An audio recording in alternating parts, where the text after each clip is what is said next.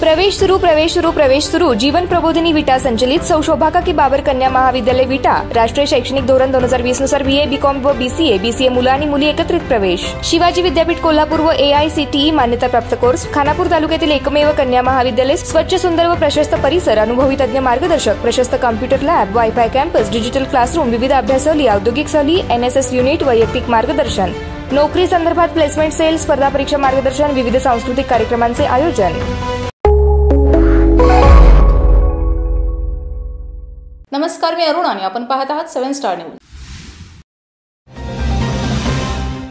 श्री भैरवनाथ वारकरी संप्रदायाची आषाढी पायवारी दिंडीस खानापूर आटपाडीचे माजी आमदार ॲडव्होकेट सदाशिवराव पाटील यांच्या हस्ते श्रीफळ वाढवून आळंदीच्या दिशेने मार्गस्थ करण्यात आले। श्री भैरवनाथ वारकरी संप्रदायाची स्थापना सन 2014 मध्ये करण्यात आली। तेव्हापासून आतापर्यंत या दिंडीतून जवळपास 150 ते 200 वारकरी विटा आळंदी ते पंढरपूर अशा मार्गाने विठुरायांच्या दर्शनाला जात आहेत। या प्रवासामध्ये सर्वजण टाळ मृदुंगाच्या गजरात ज्ञानोबा तुकारामचा जयघोष करीत आनंदाने वाटचाल सुरू असते। श्री भैरवनाथ वारकरी संप्रदायाचा सामाजिक उपक्रमाला नेहमी हातभार असतो। कोरोना काळात मुख्यमंत्री सहाय्यता निधीस 11,000 रुपयाची मदत दिली होती।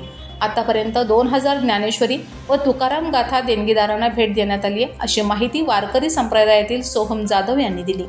यावेळी हबप शिवाजी शितोळे, आनंदराव कदम, सोहम जाधव, हबप साहेबराव जाधव, कुमार शितोळे, मनोहर सावंत, हबप साहेबराव साळुंखे, सदाशिव शितोळे, शंकर दळवी, मधु साळुंके, हबप आबा सुतार यांच्यासह वारकरी नागरिक उपस्थित होते। रमेश जाधव, 7 स्टार न्यूज, विटा।